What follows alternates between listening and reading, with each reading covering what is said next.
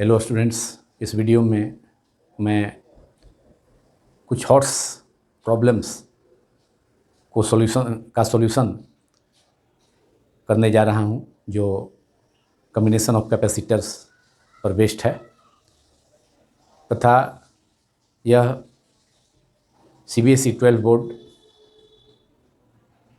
तथा different states boards all over in India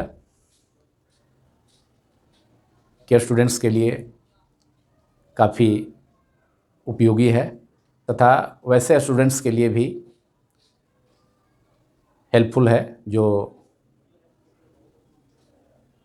engineering and medical entrances तथा NDA entrance की तैयारी कर रहे हैं। In this video, I, Abhay Kumar, going to solve some hot problems based on combination of capacitors of class 12, chapter 2 of NCERT textbook, electrostatic potential and capacitance. It is part 14 of this chapter. First of all, we have to solve problem 1, which is find equivalent capacitance between A and B in the given network. This is given circuit or network in which we have to find equivalent capacitance between A and B. इस problem में A तथा B बिंदु के बीच समतुल्य धारिता मालूम करनी है और इसमें 3 माइक्रोफैराड 2 माइक्रोफैराड बीच में मिडल में और 3 माइक्रोफैराड पॉइंट A से कनेक्टेड है, यहाँ पर पॉइंट B से कनेक्टेड है। और इसके अलावा इसमें 2 लूप है, क्लोज लूप, उसमें भी 3 माइक्रोफैराड 3 माइक्रोफैराड 3 माइक्रोफैराड का कैपेसिटेंस, ये तीनों कैपेसिटेंस सीरीज में हो जाएगा। क्योंकि यहाँ पर कोई भी चार्ज होगा तो ये 2 पार्ट में डिवाइड होगा, एक पार्ट इसमें और दूसरा पार्ट इसमें 2 माइक्रोफैराड के कैपेसिटर में। तो इस ढंग के प्रॉब्लम में अगर इस ढंग का चेन दिया हो जो फाइनाइट चेन है, इसके अलावा ऐसा चेन इनफाइनाइट भी हो बाद है, उसको मैं बाद में सॉल्व करूँगा इसी वीडियो में। तो ये फाइनाइट चेन है इस ढंग का। तो इसमें सबसे पहले ए एंड बी के बीच का इक्विवेलेंट पोटेंशियल, इक्विवेलेंट कैपेसिटेंस, समतुल्य धारिता फाइंड करने के लिए, मालूम करने के लिए हम सबसे राइट में, मतलब इस सर्किट का, इस गिवन सर्किट का जो सबसे राइट लिंक है या राइट लूप है या सबसे राइट ब्रांच है, उसमें हम सीरीज पैरेलल कॉम्बिनेशन का यूज करके कैपेसिटर्स का इक्विवेलेंट कैपेसिटेंस मालूम करना शुरू करेंगे, स्टार्ट करेंगे। तो सबसे पहले स्टार्ट करते हैं यहाँ पर ये 3 माइक्रोफैराड 3 माइक्रोफैराड, ये 3 माइक्रोफैराड के तीनों कैपेसिटर सीरीज में हैं। क्योंकि अगर कोई चार्ज यहाँ पर अगर Q है तो ये 2 पार्ट में डिवाइड हो जाएगा, एक Q1 जो कि तो तीनों कैपेसिटर्स में फ्लो करेगा और दूसरा चार्ज इसमें Q2। इस प्रकार ये दोनों ब्रांच एक दूसरे के पैरेलल में होगा। 3 माइक्रोफैराड 3 माइक्रोफैराड 3 माइक्रोफैराड ये सीरीज में होंगे। तो सीरीज में होगा तो इसका इक्विवेलेंट कैपेसिटेंस, अगर आइडेंटिकल कैपेसिटर सीरीज में हो तो उसका इफेक्टिव कैपेसिटेंस होता है CS = C/N। तो यहाँ पर C/N, तो यहाँ पर ईच कैपेसिटर का वैल्यू 3 माइक्रोफैराड है and number of identical capacitor इस लूप में, सबसे राइट साइड वाले लूप में, उसमें या राइट साइड वाले ब्रांच में, उसमें 3 है। उसमें नंबर ऑफ आइडेंटिकल कैपेसिटर्स 3 हैं एंड नंबर ऑफ कैपेसिटर्स भी 3 है। तो C = 3 microfarad, number of capacitor is 3, that is 1। तो इसका इक्विवेलेंट कैपेसिटेंस हो गया 1 माइक्रोफैराड। ये 3 3 3 तीनों का सीरीज कॉम्बिनेशन है। अब यहाँ पर ये तीनों के बदले में हम 1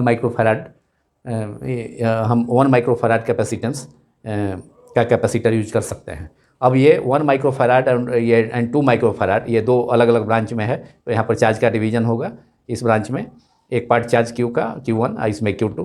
तो 2 माइक्रोफैराड एंड तीनों कैपेसिटर्स जो आइडेंटिकल कैपेसिटर्स हैं 3 माइक्रोफैराड के, ईच का 3 माइक्रोफैराड है। तो इसका इक्विवेलेंट कैपेसिटेंस तीनों का हो गया 1 माइक्रोफैराड। 1 माइक्रोफैराड के साथ 2 माइक्रोफैराड क्या हो जाएगा, पैरेलल में हो जाएगा। और पैरेलल कम्बिनेशन में हम जानते हैं Cp equal to, parallel combination में Cp इक्वल टू, कैपेसिटर्स के पैरेलल कम्बिनेशन में Cp इक्वल टू ऐड हो जाता है C1, 2 कैपेसिटर है तो C1 प्लस C2, और सीरीज कम्बिनेशन में 2 कैपेसिटर है तो C1 C2 multiplied by C1 plus C2, और इसे हम 1/CS equal to 1/C1 plus 1/C2 formula use करके भी इक्विवेलेंट कैपेसिटेंस मालूम कर सकते हैं। CS सीरीज कम्बिनेशन में टोटल कैपेसिटेंस और इक्विवेलेंट कैपेसिटेंस है, एंड Cp पैरेलल कनेक्शन में टोटल कैपेसिटेंस है। तो यहाँ तक का काम हो गया। यहाँ तो ये 3 माइक्रोफैराड के तीनों कैपेसिटर का इक्विवेलेंट कैपेसिटेंस 1, और 2 माइक्रोफैराड के साथ 1 माइक्रोफैराड पैरेलल में होगा, तो टोटल कैपेसिटेंस हो जाएगा C1 plus C2 that is 2 microfarad plus 1 microfarad. तो यहाँ पर ये चारों कैपेसिटर्स के बदले में हम केवल अब 1 माइक्रोफैराड का यूज कर सकते हैं। चारों कैपेसिटर्स के बदले में हम अब 1 माइक्रोफैराड का कैपेसिटर यूज कर सकते हैं। तो ये इक्विवेलेंट सर्किट 1 हो जाएगा, जिसमें कि हम सबसे राइट लिंक का, राइट लूप का या राइट ब्रांच का इस सर्किट का, उसका इक्विवेलेंट कैपेसिटेंस अब मालूम कर चुके हैं। तो ये इसके लिए हम अब केवल इन चारों के बदले में 3 माइक्रोफैराड 3 माइक्रोफैराड 3 माइक्रोफैराड सीरीज में, और इसका हो गया 1 माइक्रोफैराड और 2 माइक्रोफैराड के साथ पैरेलल में। तो टोटल कैपेसिटेंस इस चारों कैपेसिटेंस के बदले में कितना हो गया, 2 microfarad plus 1 microfarad that is 3 microfarad. अब यहाँ पर हम इसको 3 माइक्रोफैराड अब यहाँ हम लिखेंगे, और यहाँ पर 3 माइक्रोफैराड पहले से है। एक लिंक का काम खत्म हो गया, सबसे राइट लूप का काम, ब्रांच का काम खत्म हो गया, इक्विवेलेंट कैपेसिटेंस मालूम हो गया। और ये 2 है बीच में, मिडल में ये 2 माइक्रोफैराड है, तो इसका अब काम हो गया ये। अब ये 3 माइक्रोफैराड है, ये भी 3 माइक्रोफैराड है, और ये 3 माइक्रोफैराड। अब इसके बदले में 3 हो गया, मतलब ये चारों कैपेसिटर्स के बदले में ये सर्किट थोड़ा रिड्यूस हो गया। इक्विवेलेंट सर्किट फर्स्ट हो गया, ये फिगर 1 था, ये फिगर 2 या फिगर B, इक्विवेलेंट सर्किट 1 हो गया। अब फिर से यहाँ पर जो भी चार्ज होगा तो 2 पार्ट में डिवाइड होगा, Q1 इसमें Q2 2 माइक्रोफैराड में। तो फिर से 3 microfarad 3 microfarad 3 microfarad, same charge तीनों में फ्लो करेगा, तो इसलिए तीनों ये सीरीज में हो जाएंगे। तो इक्विवेलेंट कैपेसिटेंस कितना हो जाएगा, 1 माइक्रोफैराड। और 1 माइक्रोफैराड के साथ 2 माइक्रोफैराड क्या होगा, पैरेलल में है, क्योंकि चार्ज का डिवीजन हो रहा है, एक पार्ट इसमें दूसरा पार्ट इसमें। तो फिर 2 माइक्रोफैराड एंड तीनों का इक्विवेलेंट हो गया 1 माइक्रोफैराड। तो टोटल कैपेसिटेंस इन दोनों का 2 माइक्रोफैराड एंड 1 माइक्रोफैराड का 3 माइक्रोफैराड। तो अब 3 माइक्रोफैराड इन चारों कैपेसिटर्स के बदले में केवल एक सिंगल कैपेसिटर यूज किया जा सकता है। तो इसका फाइनल इक्विवेलेंट सर्किट हम यहाँ स्केच करते हैं। अब ये इसका फाइनल हो गया। इसमें A पॉइंट है और यहाँ B पॉइंट है, इससे भी एक कैपेसिटर कनेक्टेड है। एंड अब तीनों के बदले में, इन चारों कैपेसिटर के बदले में इफेक्टिव कैपेसिटेंस हो गया टोटल कैपेसिटेंस या टोटल कैपेसिटी। तो कुल निर्धारिता हो गई कितना, 3 माइक्रोफैराड। ये बहुत सिंपल सर्किट हो गया अब, जो कि थोड़ा कॉम्प्लेक्स था, थोड़ा कम कॉम्प्लेक्स था पहले, अब काफ़ी सिंपल हो गया। तो इसको सॉल्व करने से ये इक्विवेलेंट सर्किट 2 हो गया। ये फाइनल इक्विवेलेंट सर्किट हो गया ऑफ द गिवन सर्किट। ये समतुल्य परिपथ है, इसे हिंदी में समतुल्य परिपथ कहा जाता है। ये फिगर 3 हो गया, ये फाइनल इक्विवेलेंट सर्किट हो गया। अब प्रॉब्लम काफ़ी आसान हो गया, गिवन ये इक्विवेलेंट सर्किट। तो गिवन सर्किट का इक्विवेलेंट सर्किट थी करके ड्रॉन करके या इक्विवेलेंट सर्किट उसको के रूप में रिड्यूस करके हम प्रॉब्लम को इफेक्टिव कैपेसिटेंस 2 पॉइंट्स के बीच में मालूम करना है, फाइंड करना है, तो उसको काफ़ी हम आसानी से सॉल्व कर सकते हैं। तो अब यहाँ पर क्या हो गया, अब ये चारों कैपेसिटर्स के बदले में हो गया 3 माइक्रोफैराड। अब ए एंड बी के बीच में अगर पोटेंशियल डिफरेंस हम सेटअप कर दें, बैटरी जोड़ दें, तो उसका कहने का मतलब जो उससे करंट प्रोड्यूस होगा, और करंट क्या है, rate of flow of charge है। तो चार्ज अब सेम चार्ज जो है इसमें तीनों कैपेसिटर में सेम चार्ज ही फ्लो करेगा, तो ये तीनों सीरीज में हो गए। Therefore effective capacitance between A and B of from the equivalent circuit is 1/CAB equivalent circuit capacitance between, जो हमें फाइंड करना है, equivalent capacitance between A and B, points A and B is अब यहाँ तीनों आइडेंटिकल कैपेसिटर है, तो तीनों आइडेंटिकल कैपेसिटर का ऐसे तो 3 कैपेसिटर्स है, तो उसका सीरीज कनेक्शन में इफेक्टिव कैपेसिटेंस और इक्विवेलेंट कैपेसिटेंस का जो रेसिप्रोकल होता है 1/CS, वह इंडिविजुअल कैपेसिटेंस के रेसिप्रोकल के सम के इक्वल होता है। That is 1/CS equal to 1/CS, 1/C1 plus 1/C2 plus 1/C3। लेकिन यहाँ तीनों कैपेसिटर्स क्या है, इक्वल कैपेसिटेंस का है। ये तीनों कैपेसिटर इक्वल कैपेसिटेंस का है, इसलिए इसके लिए फार्मूला है CS इक्वल टू CS, यहाँ सीरीज कनेक्शन है या इसको CAB भी लिख सकते हैं, CS इक्वल टू C/N और CS equal to CAB, that is series connection है। तो ए हमें मालूम करना है A एंड B पॉइंट के बीच में, तो CS की जगह CAB लिखा जा सकता है। और इंडिविजुअल C क्या है, value of individual capacitance of individual capacitor, प्रत्येक ईच कैपेसिटर का कैपेसिटेंस है जो कि 3 माइक्रोफैराड है, 3 microfarad. And number of identical capacitors कितने हैं, 1 2 3, तो 3 microfarad by 3 that is 1 microfarad. So our answer is of this problem is 1 microfarad. CAB effective resistance capacitance between A and B is 1 microfarad. This is answer of this problem.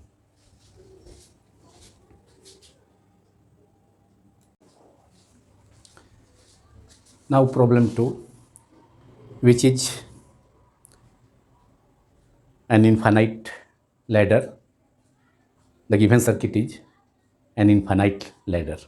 इसमें infinite chain है और इस chain में 2 capacitors join है, 2 इस link में भी 2 हैं, इसमें भी 2 हैं, और इस ढंग से डॉट डॉट आगे भी डॉटेड है, मतलब ईच लिंक 2 कैपेसिटर से कनेक्टेड है और इन्फानाइट चेन है। इसे इन्फानाइट लैडर कहा जाता है इस सर्किट को। Find the equivalent capacitance of an infinite circuit, that is infinite ladder formed by the repetition of the same link consisting of 2 identical capacitors. Each link में 2 identical capacitor हैं, CC, आगे भी CC। इसका value भी कभी किसी problem किसी इस ढंग का अगर प्रॉब्लम अगर पूछा जाता है तो उसमें C के जगह पर इसका कैपेसिटेंस का कुछ वैल्यू भी प्रॉब्लम में दिया रह सकता है, जैसे C equal to 2 microfarad, 2 microfarad, 2 microfarad, 2 microfarad, 2 microfarad, 2 microfarad, 2 microfarad. जो कॉन्सेप्ट ऑफ फिजिक्स के बुक में 2 माइक्रोफैराड कैपेसिटेंस का इन्फानाइट लैडर से फॉर्म इन्फानाइट लैडर का प्रॉब्लम दिया हुआ है। तो यहाँ प्रॉब्लम में general capacitance identical capacitance C है और ईच लिंक में 2 आइडेंटिकल कैपेसिटर हैं, CNC। लेकिन इसके बदले में 2 माइक्रोफैराड, 3 माइक्रोफैराड, 5 माइक्रोफैराड कुछ भी प्रॉब्लम में दिया जा सकता है।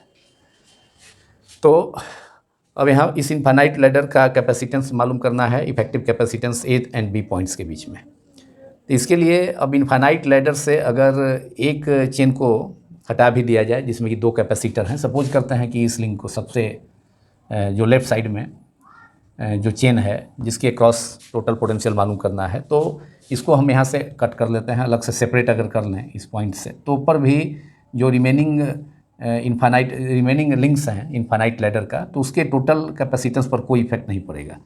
अगर ये पॉइंट हम सपोज कर लेते हैं, यहाँ पर कोई पॉइंट सपोज कर लेते हैं, X कर लेते हैं सपोज, और यहाँ पर सपोज कर लेते हैं पॉइंट Y है, तो X पॉइंट तथा Y पॉइंट मतलब के राइट साइड में जितने भी लिंक्स हैं इन्फानाइट लैडर का, इन्फानाइट सर्किट का, तो उसका टोटल कैपेसिटेंस पर कोई प्रभाव नहीं पड़ेगा अगर X तथा Y दोनों पॉइंट्स के लेफ्ट में एक लिंक जो बच रहा है, केवल एक लिंक है, उसको अगर हटा दिया जाए तो टोटल बाकी रिमेनिंग जो लिंक्स हैं इन्फानाइट लैडर के, उसके टोटल कैपेसिटेंस पर कोई प्रभाव नहीं होगा। तो X तथा Y जो पॉइंट है यहाँ पर, X पॉइंट यहाँ सपोज किए हैं, ये इस लिंक के थोड़ा आगे X पॉइंट और यहाँ पर Y पॉइंट, और इसके बाद इसको यहाँ से डिवाइड अगर इस लिंक को अलग कर लिया जाए रिमेनिंग जो लिंक्स हैं इन्फानाइट लैडर से, तो A तथा B पॉइंट्स के बीच का अगर टोटल कैपेसिटेंस हम C' सपोज करते हैं, चूँकि यहाँ पर C कैपेसिटेंस दिया हुआ है, तो X तथा Y के आगे जितने भी चेन हैं, जितने भी लिंक्स हैं इन्फानाइट लैडर में, उसका भी कैपेसिटेंस उतना ही होगा जितना कि A एंड मतलब X तथा Y के राइट साइड में जितने भी लिंक्स हैं इनफाइनाइट लैडर का, तो उसका हम total capacitance C dash suppose करते हैं। तो अगर इस लिंक को ऐड कर दिया जाए, लेफ्ट साइड वाला जो लिंक है जिसमें दो कैपेसिटर्स हैं, इसको ऐड भी कर दिया जाए तो इफेक्टिव जो, क्योंकि एक्स एंड वाई पॉइंट्स के आगे का जितना भी इनफाइनाइट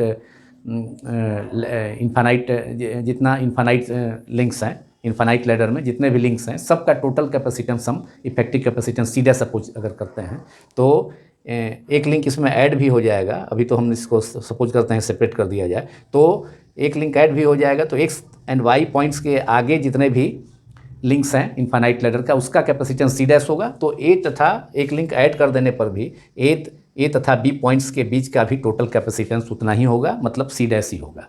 तो इसका अब एक इक्विवेलेंट सर्किट अब हम ड्रॉन करते हैं।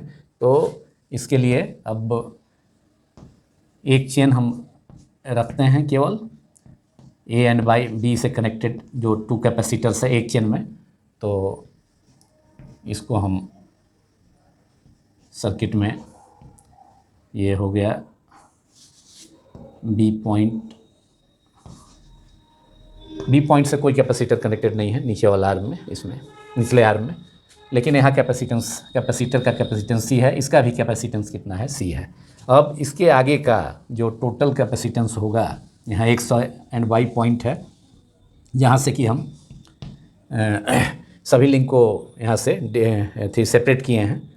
इसके एक लिंक को हटा करके इसको एक्स तथा वाई पॉइंट्स के लेफ़्ट साइड का जो लिंक है जिसमें दो कैपेसिटर्स है, तो उसको माइनस करके उसको यहाँ से हटा करके इसके एक्स एंड वाई पॉइंट्स के आगे जितने भी कैपेसिटर्स हैं, जितने भी लिंक्स हैं, तो सबका टोटल कैपेसिटेंस हम कितना सपोज किए थे सी डैश सपोज किया एक्स तथा वाई के आगे जितने भी इनफाइनाइट लैडर जितने भी लिंक्स हैं उसका। तो ए तथा बी के बीच में भी इफेक्टिव कैपेसिटेंस कितना होगा, ए एंड बी के बीच का भी इफेक्टिव कैपेसिटेंस उतना ही होगा। एक लिंक जोड़ भी देंगे, ऐड भी कर देंगे तो कोई इफेक्टिव रेजिस्टेंस पर कोई प्रभाव नहीं पड़ेगा, वो सी डैश ही होगा। तो ये सी डैश इसके क्रॉस भी हो जाएगा। अब इसका ए एंड बी के बीच में इफेक्टिव कैपेसिटेंस कितना हो जाएगा ना, वो इफेक्टिव कैपेसिटेंस जो हमको मालूम करना है, इफेक्टिव और इक्विवेलेंट कैपेसिटेंस, समतुल्य धारिता हिंदी में, कैपेसिटेंस या और capacity between two points A and B is कितना हमने सपोज किया है सी डैश, और ये इक्वल हो जाएगा। अब एक्स तथा वाई पॉइंट्स के एक लिंक इसको सेपरेट कर दिया जाए, डिटैच कर दिया जाए इससे, तो इसके एक्स एंड वाई पॉइंट्स के आगे का भी जो भी चेन है इनफाइनाइट लैडर में जो भी चेन्स है, तो उसका भी कैपेसिटेंस सी डैश होगा। अब सी डैश के साथ ये सी डैश के साथ ये सी यहाँ पर क्या होगा, पैरेलल में हो जाएगा, क्योंकि जो चार्ज यहाँ होगा एक पार्ट इसमें डिवाइड होगा, दूसरा इसमें, तो ये दोनों पैरेलल में है। और उसके साथ जो कॉम्बिनेशन है पैरेलल में, टोटल कैपेसिटेंस दोनों का कितना हो जाएगा, सी प्लस सी डैश। और उसके साथ सी क्या है, ये जो सिंगल कैपेसिटर है इस आर्म में ए के से कनेक्टेड, वह सीरीज में हो जाएगा।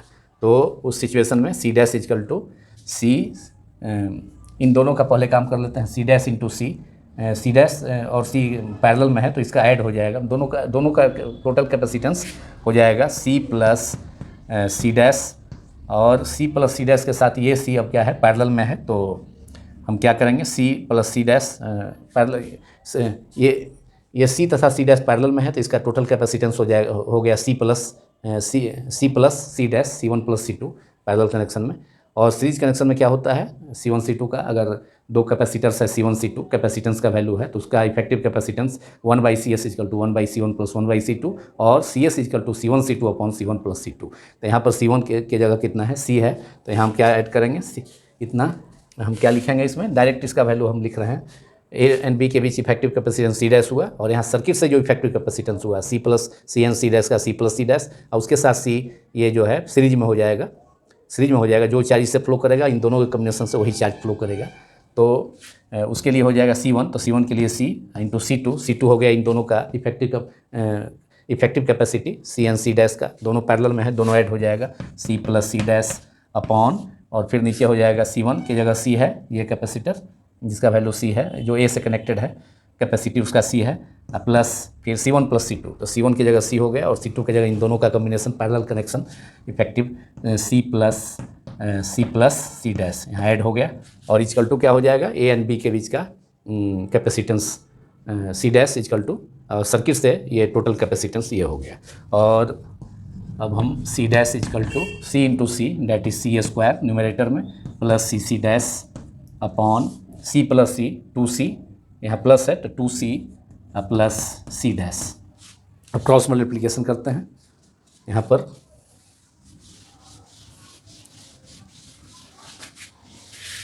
क्रॉस मल्टीप्लिकेशन करने के बाद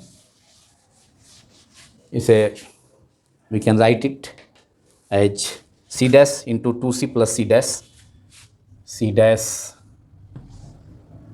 और C dash multiplied by 2C plus C dash equals to numerator में C square plus C dash, C square plus C dash,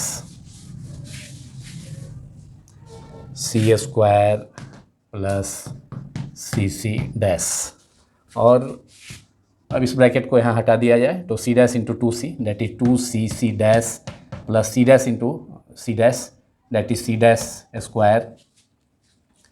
C dash का वैल्यू हमें मालूम करना है equal to C square plus C dash, और C dash हमें मालूम करना है जो कि A एंड B पॉइंट्स के बीच का टोटल कैपेसिटेंस है, और C dash square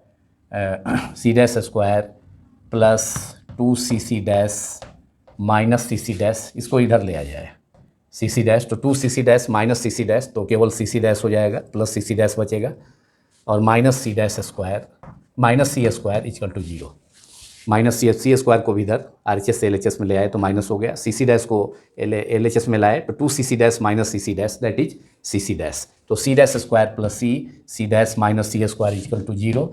this is equation 1 which is quadratic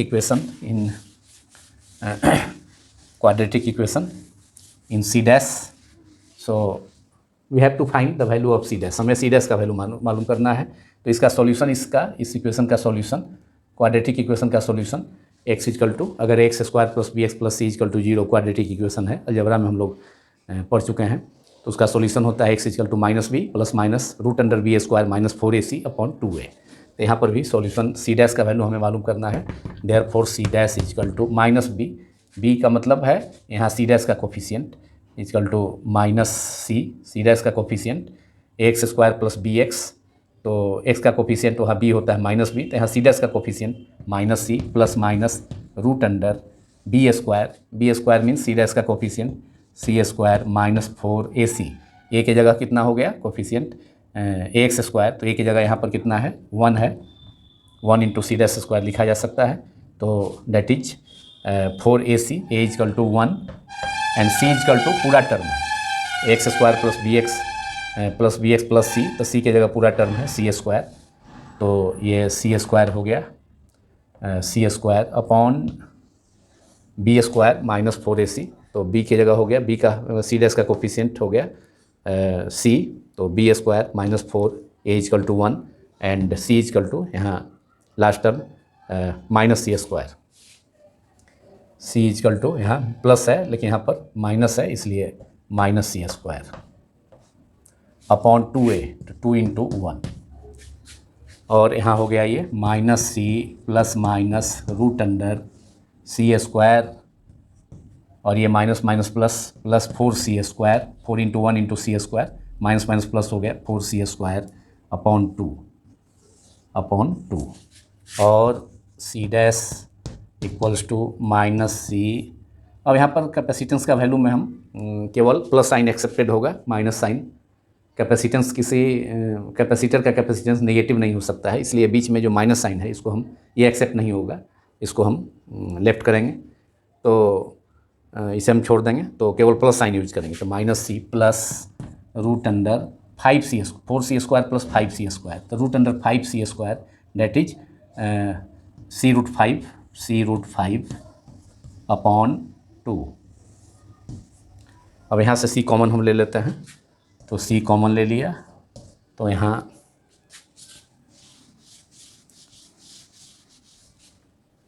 C common ले लेने पर फर्स्ट टर्म में -1 and plus √5 upon two that is √5 - 1 भी लिखा जा सकता है इसको, equal to C √5 - 1 upon two, and this is the equivalent capacitance. √5 का भी स्क्वायर रूट का वैल्यू लिख करके उसमें से -1 किया जा सकता है, लेकिन हम यहीं पर इसके रिजल्ट को छोड़ते हैं। तो C dash that is effective resistance between 2 points A and B of the infinite ladder given network or given circuit is C under bracket √5 - 1 upon 2.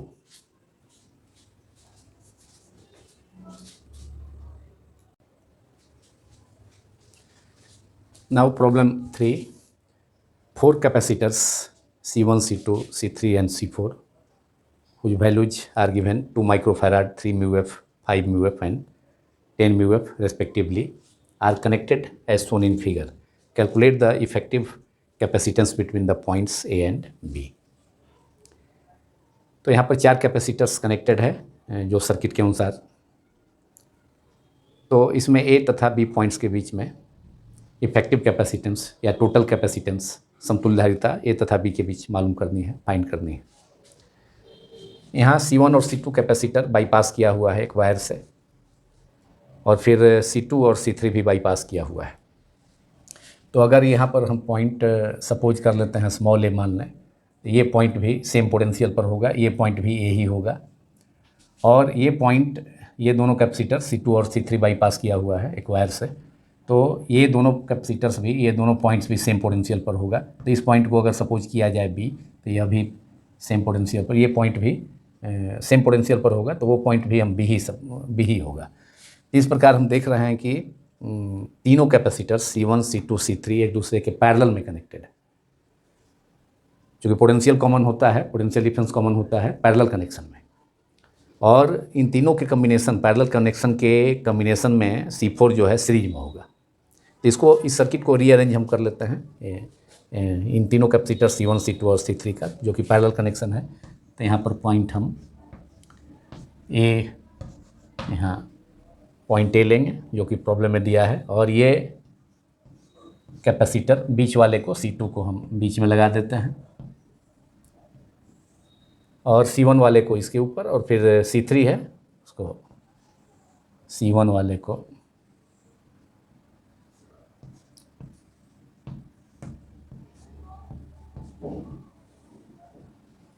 बीच में C2 रखते हैं 3 माइक्रोफैराड का, C2 है, और C1 को इसके ऊपर, और फिर तीसरा जो कैपेसिटर है उसके नीचे। यही तरीका है, यही मेथड है इसमें, इस ढंग के प्रॉब्लम में। जो तीनों अगर पैरेलल कनेक्शन है तो मिडिल वाले को बीच में रखेंगे और पहले वाले को ऊपर में, इन दोनों के बीच में पैरेलल कनेक्शन में कर दें, और फिर B और B पॉइंट के बीच में, ये पॉइंट B है तो ये भी B होगा, तो इसके बीच में C2 और C3 है, तो C3 को यहाँ नीचे 3 माइक्रोफैराड के नीचे, ये देखिए, ये हो गया C3 थर्ड कैपेसिटर, इसका कैपेसिटेंस भी दिया हुआ है।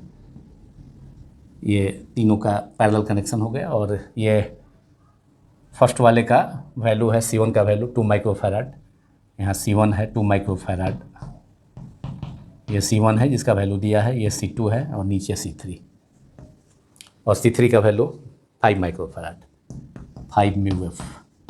ये तीनों कैपेसिटर्स पैरेलल में हो गए, जिसे वायर से बाईपास किया हुआ है, और इसके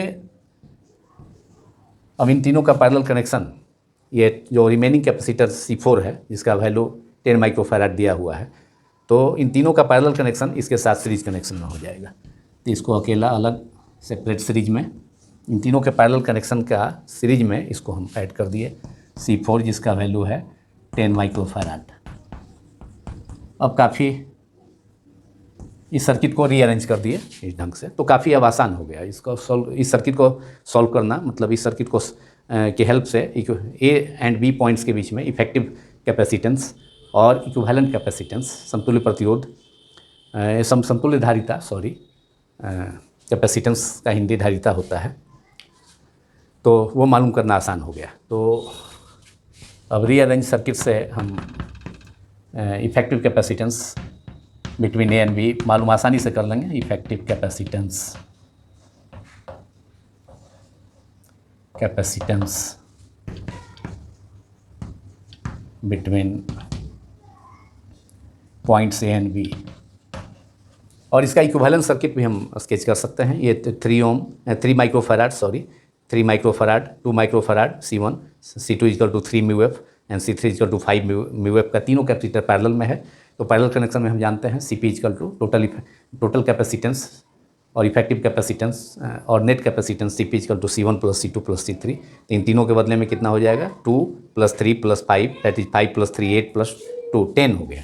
तो कहने का मतलब है कि यहाँ पर अब इन तीनों कैपेसिटर के बदले में हम इसका इक्विवेलेंट कैपेसिटेंस भी यहाँ स्केच कर देते हैं। ये हो गया एक सिंगल कैपेसिटर C डैश जिसका इफेक्टिव कैपेसिटेंस 2 + 3 + 5 5 + 3 8 + 2 10 म्यू एफ हो गया। और ये C4 के साथ ये तीनों का इफेक्टिव कम्बिनेशन हो गया effective combination that is effective capacity of 3 capacitors. इसको हम सपोज करते हैं C dash equal to 10 microfarad. Parallel connection में चूँकि कैपेसिटेंस ऐड हो जाता है, कैपेसिटेंस का जो कैपेसिटर्स का जो कैपेसिटी होता है वो ऐड हो जाता है। तो यहाँ पर कैपेसिटी और कैपेसिटेंस भी उसको कहा जाता है।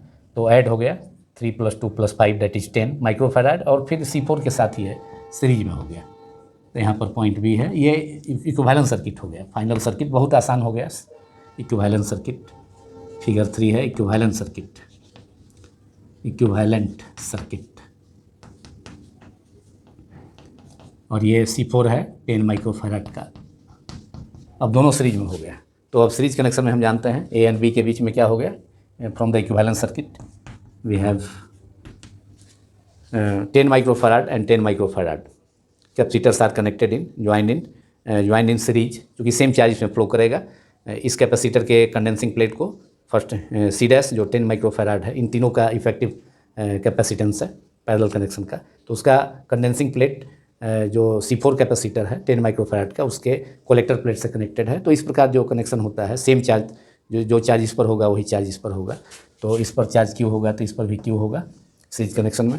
तो सीरीज कनेक्शन में है तो उसका फार्मूला हम जानते हैं CAB that is CS। Series connection में CAB A and B points के बीच का effective capacitance CAB equal to CS equal to C1 C2 upon C1 + C2। तो यहाँ C1 की जगह C डैश है और फोर्थ कैपेसिटर है C4। तो C1 की जगह C डैश C2 की जगह C4 upon C dash plus C4। C dash का वैल्यू कितना है 10, दोनों सेम है 10 into 10 upon 10 into 10 + 10 that is 10 into 10 100 upon 20 that is 5। तो effective capacitance A and B के बीच में CAB equal to 5 microfarad answer. और अगर दोनों चूँकि आइडेंटिकल कैपेसिटर है C डैश 10 माइक्रोफैराड और C4 इक्वल टू 10 माइक्रोफैराड, तो उसके लिए सीरीज कनेक्शन के लिए फार्मूला होता है CS इक्वल टू C/N। तो यहाँ पर C कितना हो जाएगा alternately CAB equal to C/N। तो C कितना है C इक्वल टू 10 माइक्रोफैराड। इस कैपेसिटर का कैपेसिटी है and number of capacitor is 2 1 and 2 capacitors are here in the equivalent circuit. तो यहाँ पर 5 हो गया, 10 कैंसिल हो गया 2 से 5, तो 5 microfarad.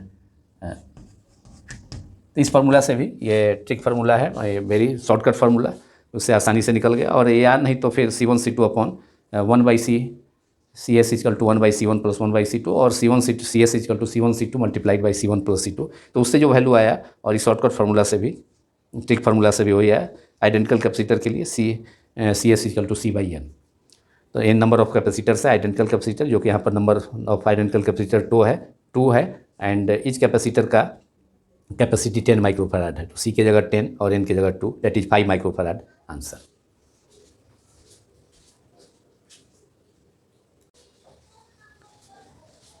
Now problem 4. In the given figure, find the equivalent capacitance between points X and Y. If capacitors C1, C3, C4 and C5 are identical, having same value 4 microfarad, while C2 in the middle, capacitor in the middle, having capacitance C2 is equal to 10 microfarad. तो इस circuit में X and Y के बीच में effective capacitance मालूम करना है। ये प्रॉब्लम अभी तक जो हम लोगों ने प्रॉब्लम्स को देखा, सॉल्व किया गया, उससे थोड़ा अलग है। ये बैलेंस्ड व्हीटस्टोन ब्रिज जो करंट इलेक्ट्रिसिटी में व्हीटस्टोन सर्किट होता है तो उस पर बेस्ड है। तो इसमें एक कैपेसिटर 5 कैपेसिटर्स है, तो उसमें एक कैपेसिटर इनइफेक्टिव हो जाएगा, उससे कोई चार्ज फ्लो नहीं करेगा, क्योंकि उसके अक्रॉस दोनों पॉइंट्स सेम पोटेंशियल पर होंगे तो पोटेंशियल डिफरेंस 0 हो जाएगा। इसलिए उस कैपेसिटर का कोई यूज नहीं रह जाएगा उस सर्किट में। उस कैपेसिटर को हटाया जा सकता है, उसको इग्नोर किया जा सकता है। अब देखें कि कौन सा इसमें कैपेसिटर इनइफेक्टिव होगा। तो यहाँ पर C1, C2, C3, C4 and C5 there are 5 capacitors. अब सपोज करते हैं कि ये पॉइंट यहाँ X के बगल में, यहाँ C1 कैपेसिटर के पहले का जो पॉइंट है जिससे C4 कनेक्टेड है, इस पॉइंट को हम सपोज कर लेते हैं स्मॉल a, और इस पॉइंट को यहाँ पर C4 से कनेक्टेड है, इसको सपोज करते हैं B, और इस पॉइंट जिससे C2 के बगल का जो पॉइंट है इसको हम सपोज करते हैं C, और सबसे लास्ट में C3 के बगल का जो पॉइंट है जिससे कि C5 कैपेसिटेंस का कैपेसिटर कनेक्टेड है, इस पॉइंट को D सपोज करना है। अब इसको रीअरेंज करने के लिए या व्हीटस्टोन ब्रिज के फॉर्म में सर्किट के जैसा सिमिलर इसको उस फॉर्म में लाने के लिए अब ये दोनों पॉइंट्स A एंड D को हम सबसे एक्सट्रीम जो पॉइंट्स हम सपोज किए हैं A एंड D, उसको सबसे एक्सट्रीम में रखते हैं। तो इसका हम रीअरेंज सर्किट इसका ड्रॉन करते हैं। ये तो गिवन सर्किट है और इसका रीअरेंज सर्किट। तो इसके लिए अब पॉइंट हम सबसे पहले दोनों एक्सट्रीम पॉइंट्स A पॉइंट यहाँ है और इधर यहाँ पर ले लें, यहाँ पर सपोज कर लेते हैं। सबसे लास्ट का जो पॉइंट है एक्सट्रीम का पॉइंट, राइट साइड का पॉइंट, वह D है, और बाकी जो दो पॉइंट्स हैं C एंड B, तो इन दोनों पॉइंट्स को हम ऊपर तथा नीचे, मतलब B पॉइंट यहाँ सपोज कर लेते हैं ऊपर में, एंड C पॉइंट नीचे। 4 पॉइंट जो हमने सपोज किया, 4 पॉइंट्स, उसमें से 2 पॉइंट हॉरिजॉन्टल सबसे एक्सट्रीम का पॉइंट, और फिर B एंड C जो पॉइंट्स है उसको वर्टिकल पोजीशन में ले लिया गया। अब A एंड B के बीच में कौन सा कैपेसिटर कनेक्टेड है? C4। A एंड B के बीच में हम लगा दें, ज्वाइन कर दें सॉरी, यहाँ कैपेसिटर है C4 जिसका वैल्यू दिया है 4 माइक्रोफैराड। तो A एंड B के बीच में हमें दिया हुआ है कैपेसिटर, B पॉइंट के बीच में C4 है, यहाँ पर C4 को ज्वाइन कर दिए। A एंड B के बीच में C4 है, उसको ज्वाइन कर दिया गया। अब B एंड D के बीच में, B एंड D के बीच में, B and C and D के बीच में कैपेसिटर C5 है। C पॉइंट है यहाँ पर C एंड D के बीच में, यहाँ C एंड D के बीच में कनेक्ट हम कर दें। कौन सा कैपेसिटर है? कैपेसिटेंस जिसका कितना है? C5 कनेक्ट हो गया। अब B एंड D के बीच में, B एंड D के बीच में कौन सा कनेक्टेड है? C3। B एंड D के बीच में कितना आसानी से ये दोनों पॉइंट का स्पेसिफिकेशन हो जाने पर 2 हॉरिजॉन्टल पॉइंट ले लिया सबसे साइड में, सबसे एक्सट्रीम का पॉइंट, और बीच का जो दोनों पॉइंट है मिडल का, उसको एक पॉइंट B और दूसरा पॉइंट C, और जिन 2 पॉइंट्स के बीच में कैपेसिटर्स कनेक्टेड है उसको ज्वाइन करते जा रहे हैं। तो काफ़ी आसानी से ये रीअरेंज सर्किट व्हीटस्टोन ब्रिज के फॉर्म में आ जाएगा। अब B पॉइंट यहाँ है और B के बीच में कौन सा कैपेसिटर है? इसका कैपेसिटेंस C3 है, जिसका वैल्यू है C3 भी 4 माइक्रोफैराड है। तो इसको हम B एंड D के बीच में कनेक्ट कर दें, जैसा कि प्रॉब्लम गिवन सर्किट में दिया हुआ है। ये चलिए, तो ये हो गया C3। B एंड D के बीच में यहाँ B पॉइंट तथा D पॉइंट के बीच में C3 है, C3 को कनेक्ट कर दिया गया। अब बचा A एंड C के बीच में, जो कि कौन है? कैपेसिटर C1 है। A एंड C के बीच में C1, देखिए A एंड C के बीच में C1 कनेक्ट हो गया, ये C1। A and C points के बीच में कैपेसिटर C1 जो गिवन सर्किट है उसमें कनेक्ट किया हुआ है, यहाँ भी हमने कर दिया। तो इस प्रकार देखिए एकदम व्हीटस्टोन ब्रिज, जैसा कि करंट इलेक्ट्रिसिटी में हम लोग पढ़े हैं व्हीटस्टोन ब्रिज सर्किट, वैसा ही ये शेप हो गया। अब बच गया पॉइंट बी एंड सी के बीच में कौन सा है, C2 है, C2 बी एंड सी के बीच में C2। अब C2 को ज्वाइन कर लें, एकदम व्हीटस्टोन ब्रिज सर्किट हो गया ये, उसी जैसा सिमिलर सर्किट। तो पॉइंट्स का स्पेसिफिकेशन, 4 पॉइंट्स के स्पेसिफिकेशन हो जाने के बाद, स्पेसिफाई कर लेने के बाद ABCD का, हम आसानी से इस सर्किट को रीड्रॉन कर सकते हैं, फिर से ड्रॉन कर सकते हैं, जो कि हमने किया भी। ये हो गया C2 बीच में आ गया, डायगोनल आर्म में C2 आ गया। वहाँ व्हीटस्टोन ब्रिज में डायगोनल आर्म में क्या होता है, गैल्वेनोमीटर कनेक्टेड होता है। एंड व्हीटस्टोन ब्रिज के इक्विलिब्रियम के लिए गैल्वेनोमीटर से कोई करंट फ्लो नहीं करता है। मतलब B और D से, B पॉइंट और C पॉइंट जो डायगोनल आर्म का पॉइंट है, उनके दोनों एक्सट्रीम पॉइंट्स हैं, वह सेम पोटेंशियल पर होगा। तो यहाँ पे भी अगर ये सेम पोटेंशियल पर B एंड C हो जाए तो C2 से होकर कोई चार्ज फ्लो नहीं करेगा। तो C2 को हटा भी देंगे तो कोई अंतर पड़ने वाला नहीं है। तो उस सिचुएशन में C4 और C3 सीरीज में हो जाएगा और C1 और C5 भी सीरीज में हो जाएगा। अब यहाँ पर हम देखें कि बैलेंस C4 का वैल्यू कितना है। C4 का वैल्यू है 4, यहाँ C4 का वैल्यू है 4 माइक्रोफैराड। सबका वैल्यू अब यहाँ पर पुट कर दिया जाए। C3 का वैल्यू कितना है, 4 है। C3 का वैल्यू भी 4 माइक्रोफैराड है।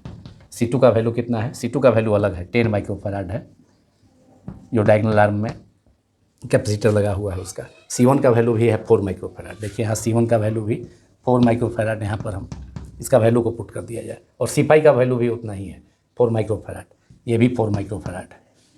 अब ये सर्किट जो है, यदि ये सर्किट हमारा हो गया, और इधर पॉइंट कौन था, A के बगल का पॉइंट इधर X है, और इधर D के बगल का पॉइंट वहाँ गिवन सर्किट में Y है।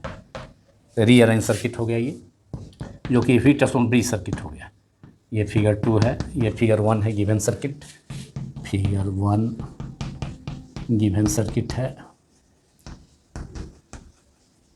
और ये रीअरेंज सर्किट हो गया, जो कि व्हीटस्टोन ब्रिज के सर्किट जैसा है।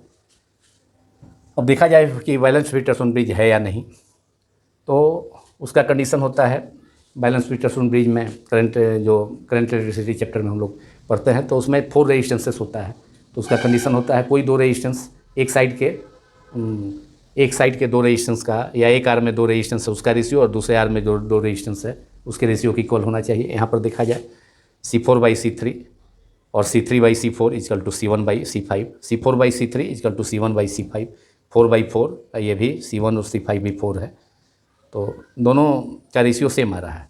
इसलिए ये जो सर्किट है, जो अरेंज सर्किट है या रीड्रॉन सर्किट, वह बैलेंस्ड व्हीटस्टोन ब्रिज है। इसलिए B और C जो पॉइंट्स हैं, दोनों पॉइंट्स वह सेम पोटेंशियल पर होगा।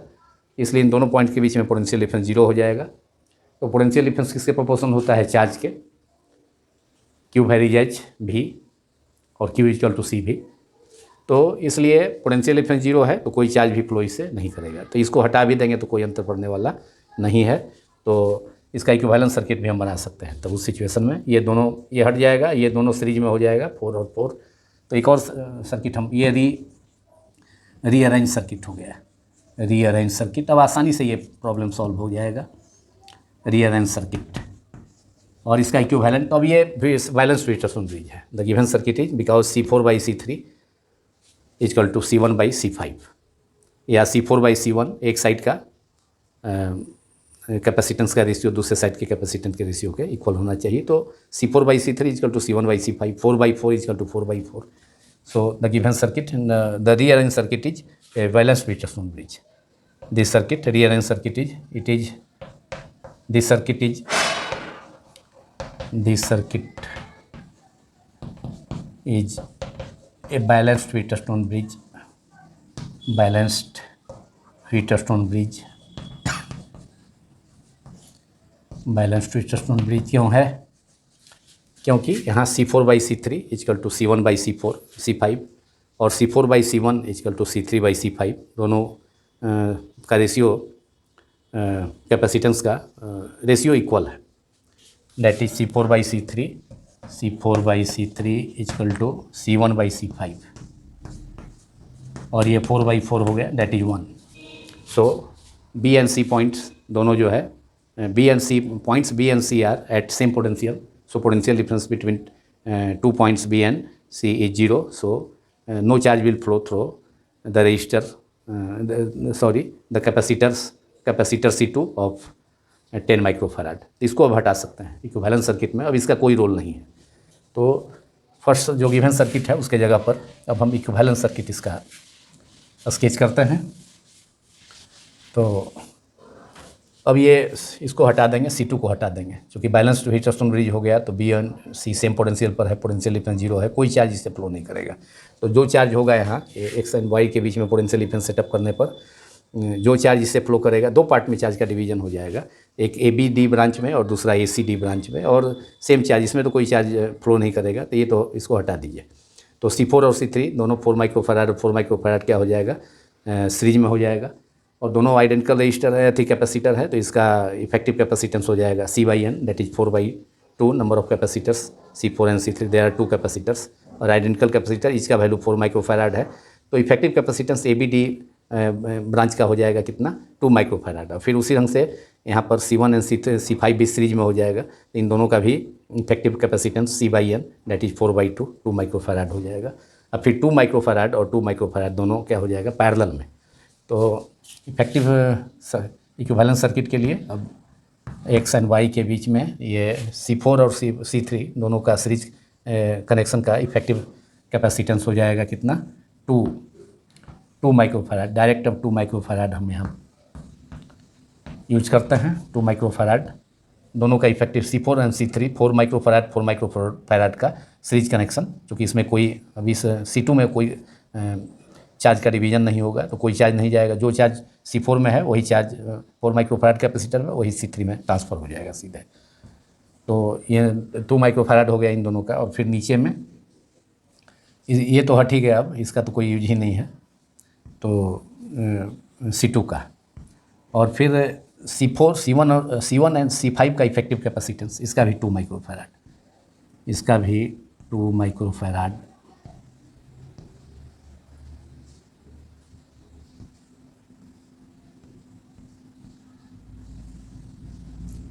और ये पॉइंट यहाँ A था, यहाँ D है, ये पॉइंट Y हो गया।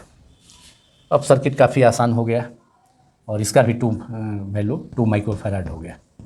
इसका भी इफेक्टिव कैपेसिटेंस और समतुल्य धारिता और equivalent capacitance C1 and C5 का दोनों 4 माइक्रोफैराड सीरीज कनेक्शन में। तो फिर C/N, CS equal to C/N series connection में ईच कैपेसिटर का वैल्यू 4 है और नंबर ऑफ कैपेसिटर 2 है, तो C/4 that is 4/2 that is 2 microfarad. Otherwise C1 C2 CS equal to C1 C2 C1 C5 upon C1 plus C5 वैसे भी कर सकते थे, तो 4 × 4 that is 16 upon 4 + 4 that is 8, 16/8 that is 2 microfarad. इसका भी और ऊपर वाले का भी वही फार्मूला से C4 × C3 effective capacitance between A and D, C4 × C3 plus C4 plus C3 that is 4 × 4 upon 4 + 4 that is 16/8 that is 2 microfarad. तो यहाँ 2 माइक्रोफैराड और 2 microfarad series connection C3 C4 का और फिर C1 C5 का। अब ये दोनों आपस में पैरेलल में है, क्योंकि यहाँ पर चार्ज का डिवीजन हो जाएगा, एक्स और वाई के बीच में पोटेंशियल डिफरेंस सेटअप करेंगे, बैटरी जोड़ करके करंट का फ्लो होगा, और करंट जो है वो rate of flow of charge है। तो एक चार्ज Q1 इसमें फ्लो करेगा, Q2 इसमें फ्लो करेगा। तो जब चार्ज का डिवीजन हो जाएगा तो पैरेलल कनेक्शन होगा, या दो कैपेसिटर्स का कलेक्टर प्लेट एक कॉमन पॉइंट पर A पर कनेक्टेड है और दोनों का कंडेंसिंग प्लेट दूसरे कॉमन पॉइंट D पर कनेक्टेड है, तो ये पैरेलल कनेक्शन हो गया। तो ये फिगर 3 हो गया, जो कि इक्विवेलेंट सर्किट है। अब इससे आसानी से effective capacitance X and Y के बीच में हम कैलकुलेट कर सकते हैं सीधे पैरेलल कनेक्शन में। CP इक्वल टू और CXY equal to C1 + C2 that is 2 microfarad plus 2 microfarad that is 4 microfarad, और यही इसका आंसर होगा। Effective capacitance between X and Y, X तथा वाई के बीच समतुल्य धारिता का मान हो जाएगा 2 + 2 दैट इज 4 माइक्रोफैराड।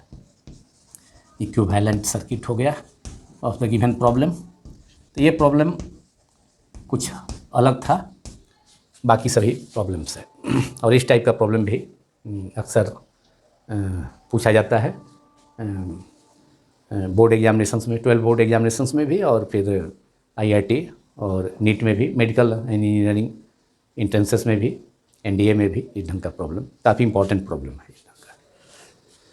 तो now in the equivalent circuit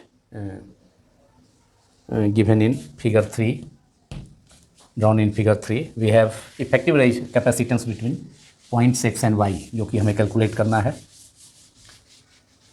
therefore effective capacitance between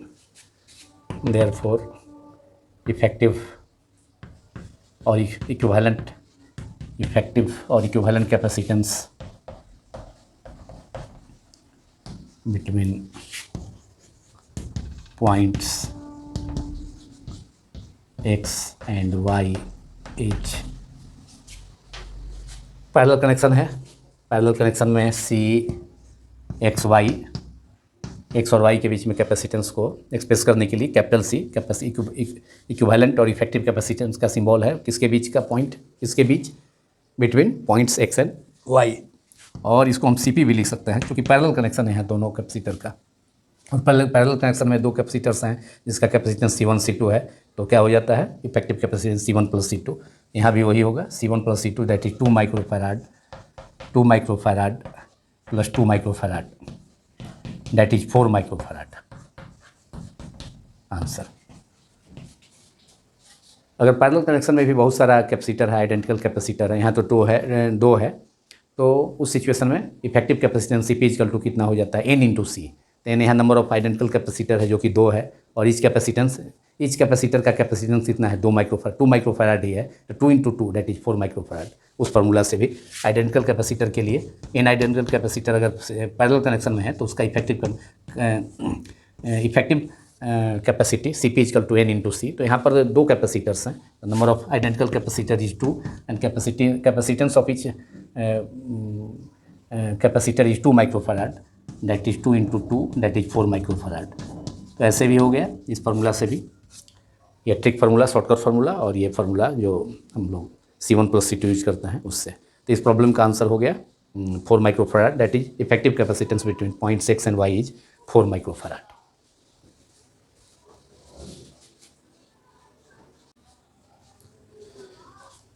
Now in last problem number 5, which is 4 metallic plates of each with surface area of one side A are placed at a distance d, a small d, from each other. The alternate plates are connected to points A and B as shown in figure. Calculate the effective capacity of the system. इस figure में 4 plates number 1, number 2, 3 and 4. 1, 2, 3 and 4. There are 4 plates which are arranged, and distance between 2 plates is each 2 plate is a small d. तो A तथा B points के बीच में effective capacitance मालूम करना है, और 2 अल्टरनेट प्लेट एक छोड़ करके फर्स्ट एंड थर्ड ये कनेक्टेड है पॉइंट A पर, और फिर सेकेंड एंड फोर्थ प्लेट भी 2 alternate alternate plates 2 and 4 are connected at point B। तो इस प्रकार हम इसको 3 कैपेसिटर्स का पैरेलल प्लेट कैपेसिटर का पैरेलल कनेक्शन इसको सपोज किया जा सकता है वैसी स्थिति में। तो capacitance of effective capacitance between of the system between points A and B, effective capacitance of the system, effective capacity of the system, ये भी एक डिफरेंट टाइप का प्रॉब्लम है। System is C = CAB = system का A and B points के बीच में C = parallel connection होगा, और ईच का 2 प्लेट्स के बीच का डिस्टेंस कितना है 4 प्लेट्स है, तो ईच 2 प्लेट्स के बीच का डिस्टेंस स्मॉल d है, और surface area inner surface area ये है, ईच का प्रत्येक का सरफेस एरिया ये है। तो प्रत्येक प्लेट का इनर सरफेस एरिया ये है। तो कहने का मतलब है कि ये सिस्टम 1 and 2 प्लेट्स का एक सिस्टम हुआ, 2 and 3 का एक सिस्टम हुआ, 3 and 4 third and fourth plate का एक सिस्टम हुआ। तो इस प्रकार 3 पैरेलल प्लेट कैपेसिटर्स का एक पैरेलल कनेक्शन का एक सिस्टम हो गया। तो इफेक्टिव कैपेसिटेंस हो जाएगा इस सिस्टम का C = CAB = और C इफेक्टिव A भी लिखिए या C effective EFF = parallel connection में ईच कैपेसिटर का कैपेसिटी हम C सपोज करें तो C + C + 3 दैट इज या number of identical capacitor NC भी होता है। आइडेंटिकल कैपेसिटर अगर n identical capacitors each having capacity C are connected in parallel, then their effective capacitance is n into C. Otherwise 3 different capacitor है तो C1 + C2 + C3, और यहाँ तो तीनों आइडेंटिकल कैपेसिटर होगा, क्योंकि दोनों दो प्लेट प्रत्येक दो प्लेट का बीच का इस टू प्लेट्स के बीच का डिस्टेंस क्या है, वह D है, इसका D है, और प्रत्येक का इनर सरफेस एरिया इस प्लेट का A है। तो इसलिए आइडेंटिकल कैपेसिटर या सिस्टम 3 कैपेसिटर्स का, पैरेलल प्लेट कैपेसिटर्स का पैरेलल कनेक्शन का ये सिस्टम फॉर्म करता है, क्योंकि अल्टरनेट प्लेट एक दूसरे से कनेक्टेड है A पॉइंट से, और फिर 2 and 4 plates are connected to another point B.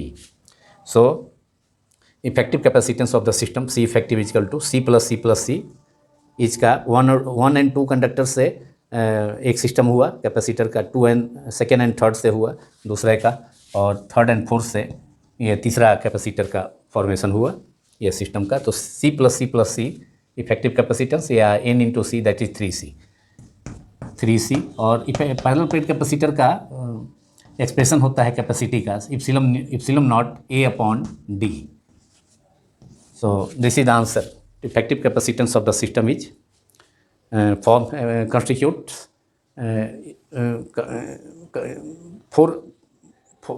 combination of 4 metallic plates or metallic conductors constitute parallel connection of 3 parallel plate capacitors.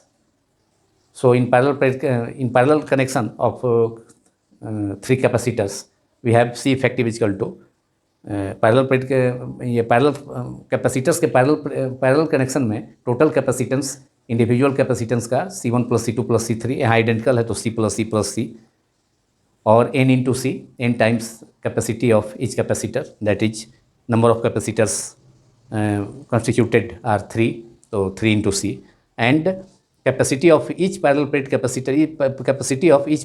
capacitor is epsilon naught A/D, चूँकि दो metallic conductors के बीच में, metallic plates के बीच का distance कितना है, D है, सरफेस एरिया A है, तो इसलिए 3 into C is epsilon naught A/D, which is the expression for parallel plate capacitor. किसी समानांतर प्लेट संधारित्र की धारिता का एक्सप्रेशन इप्सिलॉन नॉट A/D होता है। तो C effective is equal to effective capacitance of the system is 3 into C का वैल्यू रख दिया epsilon naught A/D, where epsilon naught is the permittivity of free space और वैक्यूम। और इसी solution के साथ यह वीडियो समाप्त होता है, जो कि पार्ट 14 था चैप्टर 2 NCERT टेक्स्ट बुक का electrostatic potential and capacitance class 12 का, जो कि डिफरेंट 12 बोर्ड के लिए काफ़ी यूजफुल है, CBSE board and states boards के लिए भी इस टाइप के प्रश्न पूछे जाते हैं डिफरेंट 12 बोर्ड्स में। और इसके अलावा IIT, NEET, NDA इंट्रेंसेस का प्रिपरेशन करने वाले स्टूडेंट्स के लिए भी लाभदायक है, यूजफुल है। तो यदि अभी वीडियो आपको पसंद आया हो तो इसे आप लाइक करें, दूसरों को शेयर भी करें तथा सब्सक्राइब करना न भूलें। Thank you very much.